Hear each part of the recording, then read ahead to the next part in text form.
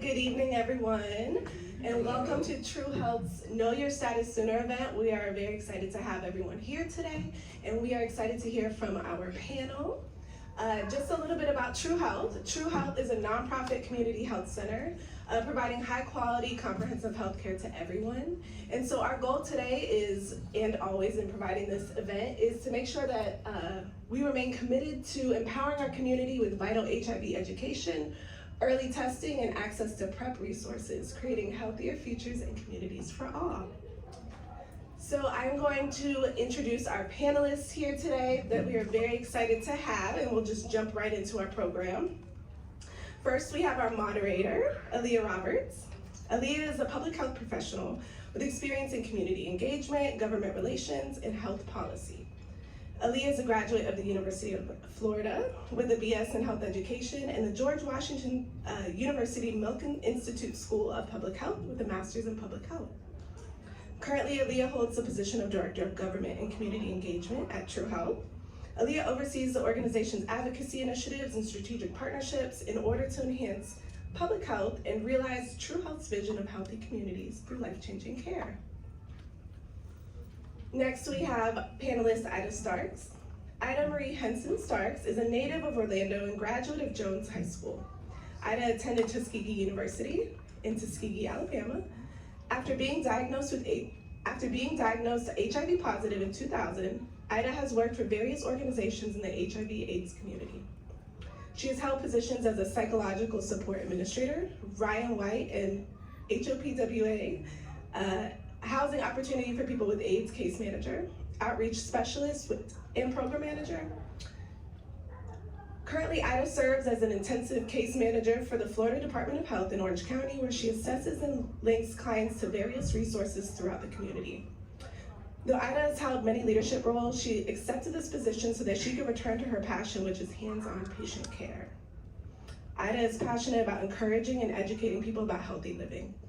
Helping people to get a fresh start in life after a diagnosis is what she enjoys most. Her motto is, "There is life after a positive test result." Dr. Andrea Dunn is the founder, executive director, and queen bee of Let's Beehive, Inc. Dr. Dunn also serves as an HIV prevention clinical specialist, coach, and consultant with a wealth of knowledge and innovative creativity. She is very passionate about helping reduce the rates of HIV/AIDS in our community in non-traditional spaces. To date, she has provided HIV prevention services to thousands of minority women and youth in Orlando, Florida, and surrounding metropolitan areas using incredibly unique bee-themed programs such as Queen Bee, HIV prevention programs, Stinging Stigma, empowerment program for women and youth living with HIV, and she is a Prepalicious media campaign and HIV prevention program. Dr. Dunn is a proud graduate of Howard University and University of Florida, where she obtained her Doctor of Pharmacy degree and Bachelor of Science in Health Science with a minor in Community Health, respectively. She is also a member of Alpha Kappa Alpha Sorority Incorporated. Dr. Luisa Mena was born in the Dominican Republic and raised in New York. She completed her undergraduate degree at the University of New York at Albany with a Bachelor of Science in Biology and a double minor in Chemistry and Spanish Literature. During her undergraduate studies, Dr. Mena dedicated 3 years to molecular genetics research. In 1999, she was recognized as one of the researchers in the test pilot and phase 4 clinical trials for the rapid HIV test and was listed within the published findings. Dr. Mena completed her Doctorate of Medicine degree at UNIBE Medical School in the Dominican Republic and did her family medicine training in San Lucas Hospital in Puerto Rico. She started her lifelong dream of working with the community in 2016 when she began working for True Health as a family physician and as the Associate Medical Director. Dr. Mena currently leads True Health's PrEP HIV prevention program. And as a quick plug before we begin, before you leave today, make sure you get one of our free take-home tests. The bag also has condoms as well in our effort to prevent HIV. And now I will turn it over to our moderator, Aaliyah Roberts.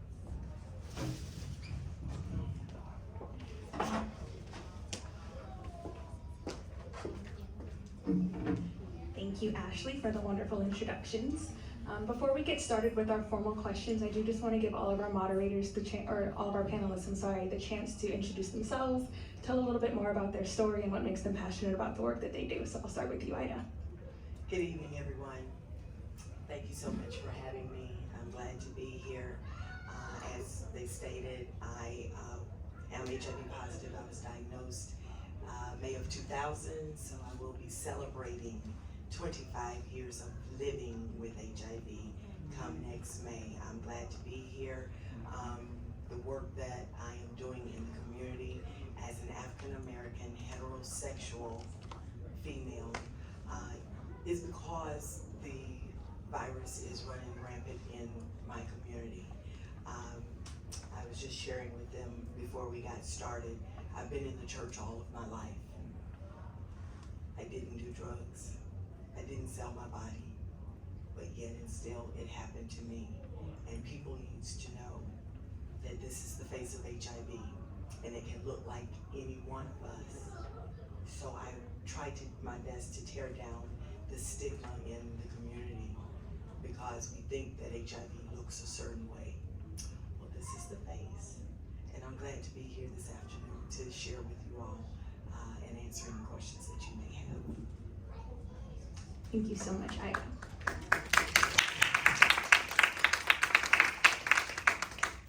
Dr. Dunn? Yes, and it's a beautiful face, by the way, Ida. Thank you. So happy to be here. Thank you, everyone, and thank you, True Health, for the invitation to even speak today. A lot of my passion for starting Beehive came from things that I saw in clinical practice. I am board certified in pediatrics, and so that's definitely a population that's often left out of this conversation, and I feel like they're one of the most vulnerable populations, in addition to heterosexual women. So I really have a heart and a focus for women and children. And, just honestly, when I returned home, this is home for me as well. And when I realized that the rates here were as high as they were when I was in DC, and how time had changed and the rates had changed, and as far as like the ranking, and I was seeing a lot of youth who were either vulnerable or at risk for HIV, or they were positive. I've helped families, parents and their children who are living with HIV, and so it was something that I felt like was needed with the rates of not having comprehensive sex education, and being an abstinence-based only state, and just really wanting to get out there and help to reduce the rates of HIV, because I feel like I get to see on the other side of healthcare how it affects families, how it affects children and families more than anything. And so I also feel like when I learned about the rates too and how it affected Black women, and within my age range, and being single, dating, and living in a geographical area where there's a high rate of transmission, I felt like, I gotta do something to help. And that's really how Let's Beehive was born, just out of a passion to help with education. So Let's Beehive is an acronym for Let's Be HIV Educated, and we focus on awareness, education, and prevention services. And so one of our mottos is that early detection can save lives, but HIV education can too. And so we really want to focus on prevention. So happy to be here. Thank you, Dr. Thank Dunn. you. Good evening, everyone. Thank you for joining us. Thank you, ladies, for joining us. So I'm Dr. Mena, and I've been with True Health for about 7 years now. One of the things that we started to do maybe about 2.5, 3 years ago was to take on this PrEP grant, which really helps the community with preventing HIV. So our focus really has been to bring this education out in the community. We go out to different events. We have material, we have kits, HIV kits that we want to hand out. We want to promote the community to get tested, know their status. Because if that happens, they're connected with care and they will be healthier, right? Not only that, we do also incorporate mental health with our behavioral health team. And with the behavioral team and our patients at a high risk for getting HIV, not just giving them and prescribing them a pill, but also making them part of the behavioral health team so that they can get educated and eventually decrease their high risk, which is the goal of the program. All of our providers test for HIV at all of our locations. We are more than happy to assist those that are already HIV positive. We refer them. We have our HIV case manager that connects our newly diagnosed patients with care, infectious disease, and making sure that they have all of the resources that they need. And if not, she helps to connect them. All right, thank you, Dr. Mena.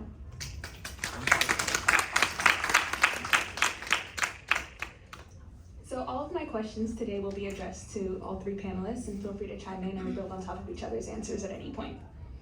First, let's discuss the current trends for HIV prevalence in Central Florida and what you know about those trends compared to state or national averages. So it's unfortunate to say that in Central Florida, the numbers of HIV infections are actually higher than the average in the state and even in the nation, 2 times higher. And so that is more work, right, that we need to just put forward into bringing this education out into the community. And one of the things that we are seeing in Orlando, actually, which is considered the hot spot, which is where we have a lot or most of the new HIV positive cases, we're seeing a lot of disparities, right? Because who is getting mostly infected? We have new infections within the Latino community, the African American communities, and within those groups, the disparities are, a high rate of incarceration or drug use, and so these risks, I believe, is really what's needs to be tackled and needs to actually be educated on as well, not just bringing out the HIV testing for them, making it available, but also that education, but also helping and assisting and educating with that poverty level and that high rate of incarceration and so on. Would anybody like to chime in on what's causing these disparities that Dr. Mena mentioned among different populations that we're seeing with increased prevalence? Absolutely. I know one of the disparities, I'm super excited because I know Hope and Help has the needle exchange program. And I remember one time, it was on the news, this was a couple years ago, and it was on, I think it was maybe the Channel 9, I don't want to put out the news company, but it was on the news that needle exchange syringe programs did not work. And I was so surprised that this was in the media in Orlando when literature has shown that that's how rates of HIV has been decreased in other states, New York, California, Washington, D.C. And so it took a while for us. I know they piloted within the state down in Miami first before we were able to have access to that. But that's one of the disparities. I know that that's here, and then with the state and all the regulations that's preventing that, and no state funds will be able to be used for that particular program that has been shown to be effective. And then I would say another disparity is we still have a low uptake of PrEP and people utilizing and having access to these preventative tools that are available among the populations compared to other states and other cities, which is why the city of Orlando continues to rank really high. I mean, we've been in the top 5, I would say, for as long as I've known. Whether that's 1, 3, number 5, the city of Orlando has always ranked within the top 5 within the last 7 to 8, 9 years, probably or longer. As far as I know, I would say at least the last 9 years. And so, just like Dr. Mena mentioned, we've always been a little above national average. And like I mentioned, the lack of comprehensive sex education, we can't even talk about condoms in the school systems. We can't test in the school systems, but yet we know our youth are sexually active, still contracting sexually transmitted infections outside of HIV, which could further put our population at further risk if they have a sexually transmitted infection. So those are some of the areas that I know for sure when we're looking at targeted populations that are at a higher risk: youth, and women of color, Hispanic women and African American women, are at a detrimental high level. I'm sure Ida will be able to share that too, but I know our rates are about 17 times higher in Black women than it is in compared to Caucasian women, and then Hispanic women are about 6 to 7 times at a higher risk locally here within the city. So we're working hard to help fill some of those gaps in some of those areas where those targeted populations may be, to help increase awareness. But there's still a lot of stigma too, you know, and I think there's a misconception that it's not as prevalent as it is, and that our rates are incident or rates of new transmissions and new diagnoses. I think there's still like a level of unawareness that this is happening in our city. And then when you also think about sex trafficking as well, that's happening here a lot, specifically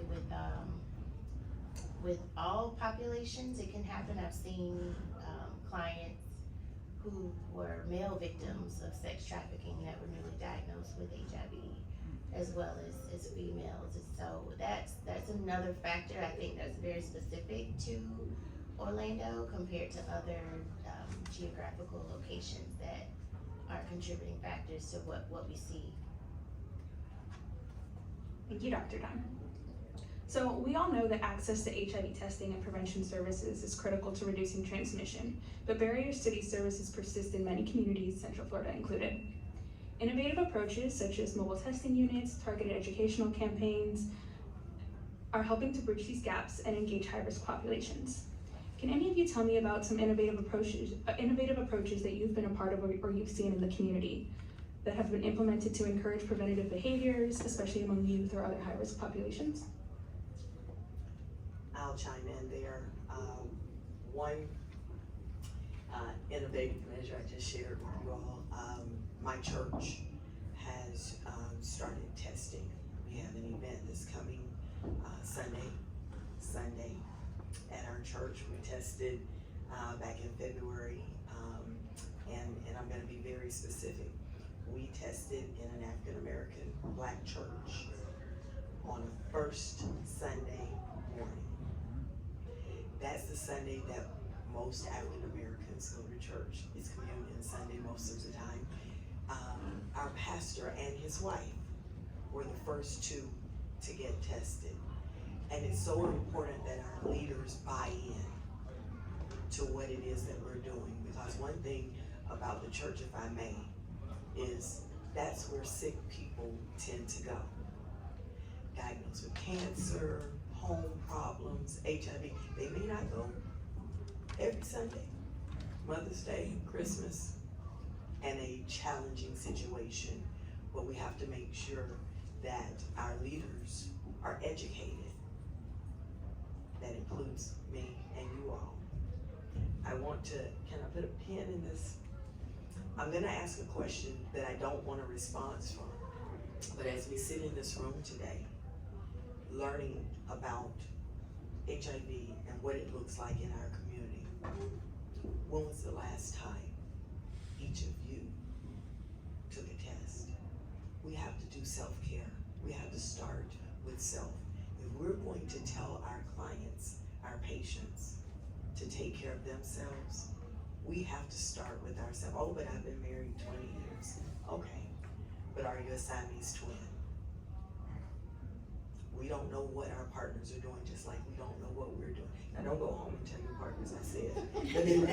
That's not what I said. But it is the only way that you know your status is to be tested. And that starts with us. Whatever our environment is, whatever our circle is, we have to be willing to be bold enough to get tested. Why aren't we getting tested? Oh, well, I'm in the healthcare field. It can't happen to me. Well, I said that sitting on the church pew. So it's very important. So my area has been faith-based. making sure and touch our churches, touch our pastors, not just our church and our ministries at the church, but touch our pastors so that they can talk about it from the pulpit. Sure. One of the things that we have seen that has worked tremendously is giving people the opportunity to test at the privacy of their own home. Sometimes they don't want to test at the doctor's office because they're afraid of, what the doctor might think or the staff.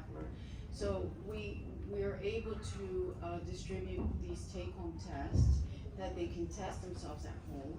We can follow up with them, and always that education piece where, if you're high risk, obviously, a serum, a blood test is always recommended. But that has been a really game changer for a lot of our patients that always go in the office, no, I don't want to get tested. No, I'm low risk, I've been married for years, like you say. So, we've been distributing those not only at our sites, but also at our community events that we go to. We do distribute the tests, we explain, we educate, let the patients know the importance of knowing your status sooner, like our event today, our KYSS event. And I see that a lot of them, especially the younger population, they're beginning to listen more, and they want to do it more, they want to participate more. And I think that's very, very good and very promising for the future. Thank you, Dr. Dunn. I was just gonna say, one of the things that I felt like was the most innovative that we've done was creating our She is Purplicious HIV prevention campaign that we did, where we were able to get women who were from Orlando, from here, and actually create a marketing campaign to promote PrEP for women. And we were the first in the city of Orlando to be able to do that, as well as the second within the state of Florida to actually create a full multimedia marketing campaign. And it was sponsored from the health department, and I was very excited. We did mobile ads, billboards, we did ads all over the place through restaurants, and it was really, really good. And it was a variety of different women, and then we actually submitted to the Biomedical HIV Prevention Summit for their PrEPI Award, and we were awarded for our campaign that reached over 4 million people here in Orlando, in the Central Florida metropolitan area, just to be able to help them understand. And some of the ads were specific to providers, like, hey, dear prescriber, PrEP is for us too. And then helping, other women be able to have representation to see themselves. And I think that that's something that's needed. And we know that there's been a very low scarcity of PrEP ads that actually include cisgender women, and especially cisgender women of color.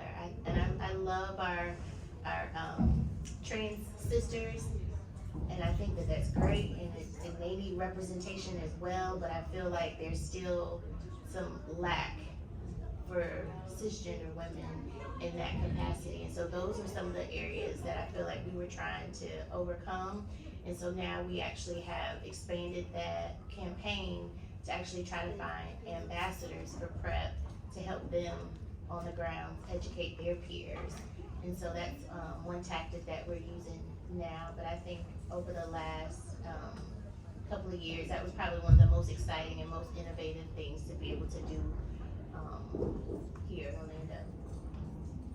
Thank you all. I think we can all take note from each other about the different ways that we can implement best practices with different communities and reach different target populations in order to improve our community's health. I'm going to pivot a little bit here and move from prevention to people living with HIV. So for those living with HIV, access to comprehensive care that includes medical, mental health support, housing, is essential for improving long-term health outcomes. However, gaps in these services often leave individuals without the resources necessary to thrive.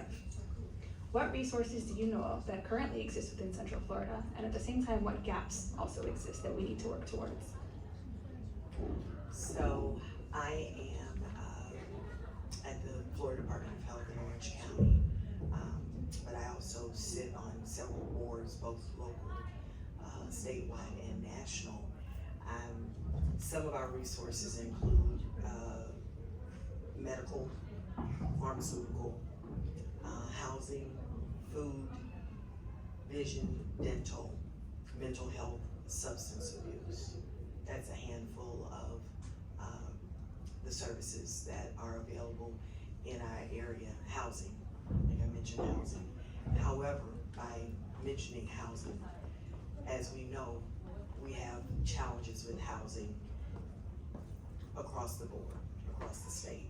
So we have housing funds, but they're very limited. And of course, with our housing market looking the way that it looks, you can't help, we get the same money that we got probably 10 years ago for more people who are diagnosed, who needs help.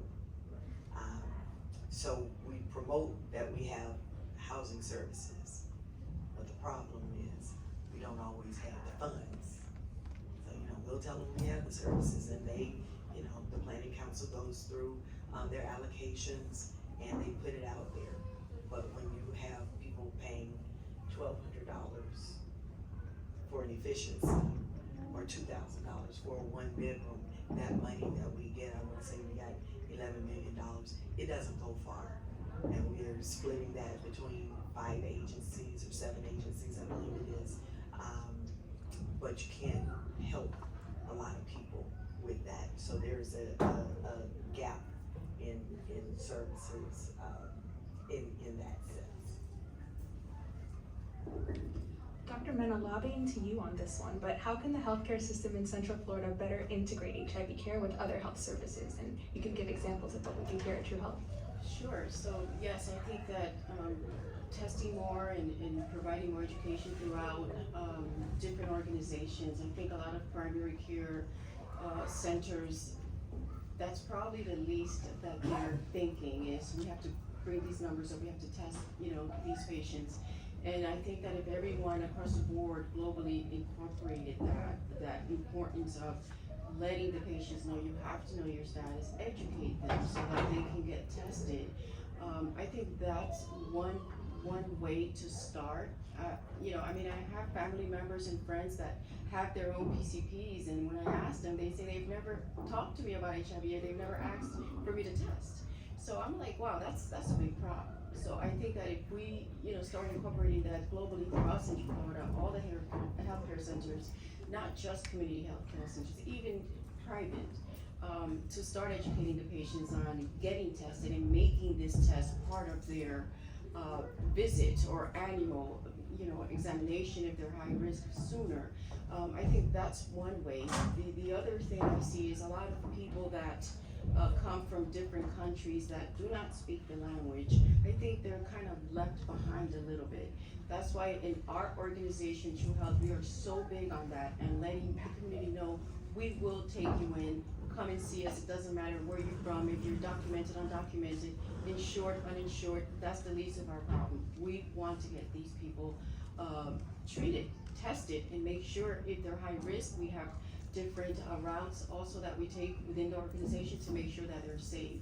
So educating more the providers, the medical providers is key, because not all of them, especially the private sector, they do not specify testing for their patients unless the patient comes in with a sexually transmitted infection, or if the patient has a history of something high risk or something, or if the patient requested, but it's not part of their normal day-to-day routine with patients. And I think that definitely will make a big difference. Yeah, I wholeheartedly agree with that, Dr. Mena. I think another thing, just to piggyback off of what she mentioned, was not only just screening, but there's also patients who are aware and they are seeing their providers and asking for PrEP and preventative services, or being directed for or referred out for treatment if they are living with HIV. And I think that if, based on the new guidelines and based on the STD guidelines, if anyone tests positive for chlamydia, gonorrhea, they should be offered a HIV test, and it is not happening. But also, it's not being offered to even have a discussion about preventative methods. So even if they do get tested and they have a negative test result, it's like they know what to do for the positives and refer that out. But then what do you do for someone for preventative services if they test negative to help them stay negative?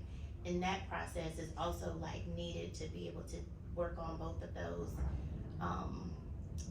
in both ways. So it's almost like there's a fear of being able to discuss sexual health with patients. And a lot of times patients get offended when they're asked these things, even to be asked if you want to test. And so I know for years we were talking about the opt-out method where it would just be automatic, but even that is still not happening. And I feel like as far as being able to make a change, we've had progress with reducing perinatal transmission or vertical transmission through pregnancy extremely well. But that change occurred when OBGYNs were mandated to test pregnant women. But I don't understand, if we can see success in that area, then why would it not be successful for non-pregnant clients or patients, male or females? It can happen. I think it's just, it has to be to a point to where this is mandated. And I think if that was such the case as here in Florida, we would see a dramatic change. And I don't know, as far as liability for providers, how can they choose not to? Because to me, I feel like that's very unethical when they have the means and they have the power and the ability to be able to screen properly, test properly, prescribe. And so there's a level of comfort that I feel like is a big gap. But one thing I'll say on the positive side is that the resources here are growing, and we're getting new organizations that are coming and being developed and creating opportunities for different patients and different clients and different services. And that is exciting to me too, because now there's like more opportunities to be able to refer patients to other locations that might be better suited for them. And so that's exciting, because then it shows that there's a lot of other people who are caring and concerned about this issue and actually want to do something to help. And so that's one thing, but I think I wholeheartedly agree with Dr. Mena. We have to get our providers on board more, in actually helping them not to deter patients and say, no, you don't need to be tested, or no, you don't meet this criteria, when guidelines are changing and they may not be necessarily up to date with that. But, and it's really challenging, because I feel like, well, how do we fix that, right? Do we work with our medical schools and work with our nurse practitioner schools, work with them when they're receiving their education, as they're building their practice and getting to that level, making sure that the hospitals and the providers within the residency programs, that they're all getting this training from the beginning, so by the time they're out, they're very well versed and comfortable with understanding prevention and understanding what to do for treatment. Right now, treatment is prevention, and U equals U, undetectable equals untransmittable. That's a powerful thing, and I just feel like if more healthcare providers knew and truly understood that there's nothing to necessarily be afraid of, because there's the treatments work and there's power in that. And so those are some gaps that I would love to see eventually happen. I want to take a moment and applaud that statement, that there's power in the knowledge of your status. So thank you for saying that. And if I may piggyback, I'll tell a real quick personal story. I went to the hospital, I'm just gonna say in 1999, with jaundice. I went to get my hair done, and my beautician, I had hair one time. My beautician said to me, Miss Ida, your eyes are yellow. And sure enough, they were. And I left JCPenney's was where I was, and I went straight to the hospital, because it scared me, to find out I was jaundice, and they said my potassium was low. Well, 6 months later, I was diagnosed positive. The question has been in my mind for 25 years, was something going on then that they didn't pick up on? I did not take an HIV test because I was not asked if I needed an HIV test. I'm not gonna tell you I would have necessarily told them yes, because my mindset would have been, no, who me? Why me? But I will say that we are trying to infiltrate the hospitals now. There was a time when I was a tester, about 20 years ago now, that we used to go in to orientation as they were bringing on new hires. And we would educate in orientation about the agencies that were out there, about the importance of, this has been 20 years ago, and here it is 20 years later, we're still having these conversations because it's not being done. I left the health department for a period of time, and when I came back, they're no longer going into orientation because they say turnover is so high, but yet and still we have the doors of the medical facilities open. So I don't care how high the turnover is, we still need to get in there. We do have, I know in Orlando Health, and then they're trying to get into admin health, and of course there's a lot of red tape behind that, but we do have case managers in the hospitals now, in Orlando Health facilities now, that are being able to meet with patients in ER, or being able to meet with patients after being diagnosed, and ensure that they're being linked to care before they leave the hospital. But it's just very important that we touch. I broke my toe. Well, if you're going in the hospital, let's test you. Because I feel that if they would have asked me, though I have I'm gonna put him on the spot, my son is sitting back there. His dad and I are positive. He's HIV negative, born in 2006. He's 18 years old. And I did what I needed to do to ensure that I did pass the virus to him. And again, that's another part of the work that I do, because it was afforded to me. I want to talk to women and let them know how important it is. I sit on the phone and I get clients that call that are 34 and 36 weeks pregnant and haven't seen a provider. Anything and everything can be going on, and it's sad to say, if that person is positive, they very well may pass the virus to the baby in 2024, and we shouldn't be seeing that. But I think it's important that we, just what Dr. Dunn said, we need to get to our providers up front, whatever that looks like, wherever that needs to be. Because once you get into the office, a lot of times the busyness and the newness of everything, they kind of is put on the back burner. We need to talk about it and talk about it and talk about it in school and talk about it at orientation and talk about it. And let's get some rules and regulations put in place, policies and procedures put in place to ensure that these questions are being asked. Thank you. Thank you. Yeah, and Advent Health they're gonna be starting soon, in their emergency department, for the adults, not our pediatric patients, which I wish, but as far as I know, it'll just be with, the adults that they're starting to launch a program where they will offer HIV testing in the emergency departments, more intentionally. In the interest of time, I'm going to jump ahead to our last question. So, everybody's given wonderful long answers. I appreciate it. As we look forward to the future, continued innovation, collaboration, and policy reform will be essential to reducing new diagnoses, improving care, and eliminating stigma. Strategic investments and a collective commitment will help ensure a healthier future for all in the region. What is your vision for the HIV landscape in Central Florida over the next 5 to 10 years? And what are the critical next steps to achieving this vision?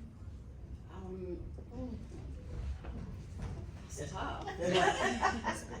Well, I'm gonna start by saying we invest a lot of money locally and statewide in different things that are not as important, right, as this issue that we have with HIV rates high. And I mean, we're the 4th in the nation as of this, you said 5-4, we were at the top 4. Right now, we're at number 4. And we have so much funds in Florida State that is being allocated to other things. I have nothing against athletes and you know, teams and stuff like that, but I feel like so much funds that can actually be allocated to educating, not the patients, again, our medical providers, and giving them access and giving them the opportunity to know the importance of it so that they can give it, you know, give the information to their patients, but also, like you said earlier, yes, they should make it mandatory. I don't know at what point that would go. That's a big stretch, but, you know, if, again, patients really listen to their providers, especially if they have that trust. So if the provider is educated, is pushing it, if we have the funds out there to, not just for community health centers, but also in the private sector, to allow them to explore that and start testing more. I think that's gonna make a big difference, because they're talking just about Central Florida. Well, but how much are they testing elsewhere in the states that we're not getting those numbers? So I think that would be key. I love that. I absolutely love that. I would, in the next 5 to 10 years, I would hope that we can start educating our youth and providing comprehensive sex education so that way we can have an opportunity to get them when they're young so they can be properly educated on ways that they can prevent HIV and any STIs, because I truly believe that there's this, you know, almost like a not an ignorance, but there's just a lack of concern, lack of, you know, awareness, and I think we live in such a hyper-sexualized world. Now everything is available on the internet.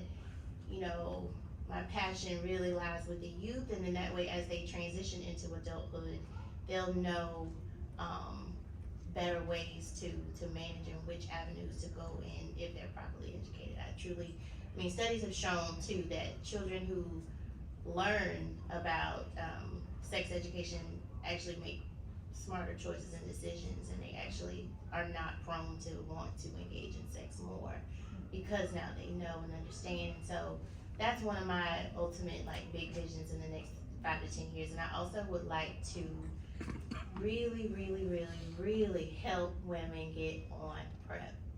PrEP has been shown to be, and PEP has been shown to be so beneficial in our same gender loving MSM populations. And that's how their rates are starting to come down, because they're taking advantage of this preventative tool, they're using it, and they're taking it, and rates are going down in that population. And I think that there's disparities, so I would love to see those disparities change for PrEP and PEP, and then all the other preventative options that's in the pipeline to come later. And so hopefully families will not just feel like, oh, my child or my daughter is 16, let me put her on birth control, that it could be birth control and PrEP. And so those are some of the initiatives that I feel like kind of more incorporating family, because right now with like our legislation and the laws kind of prohibits that. But if we can get to the families and get into the homes and the households to help change some of that, I think it'll work well too. We have to touch politics. We have to know who we're putting in these seats. We have to have these discussions. It is the elephant in the room. You know, we need to, you know, we don't want to talk politics.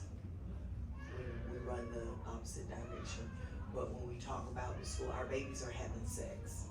And I say that at church. You know, we want to talk abstinence, and I respect that.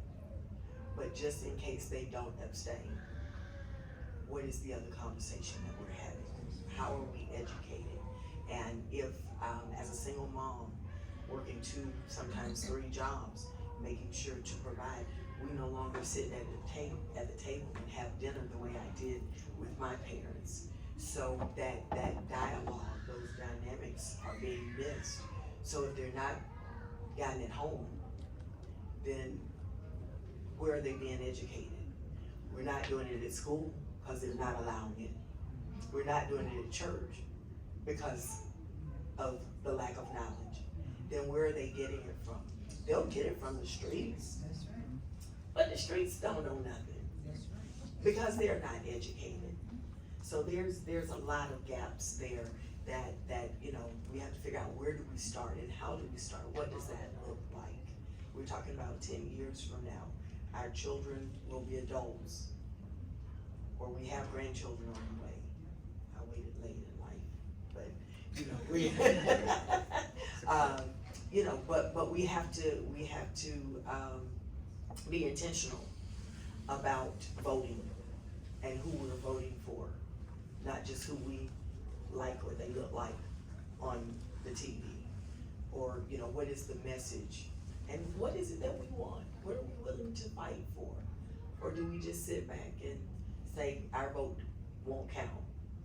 We have to be able to do what needs to be done in every arena of our lives.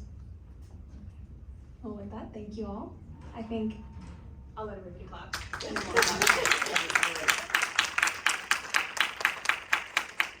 can all come away from today either learning something or being motivated to share something that we learned today with somebody in our community and get one more person to know their status sooner and test and prep. So, that is all. Thank you to our panelists. Thank you. Thank you.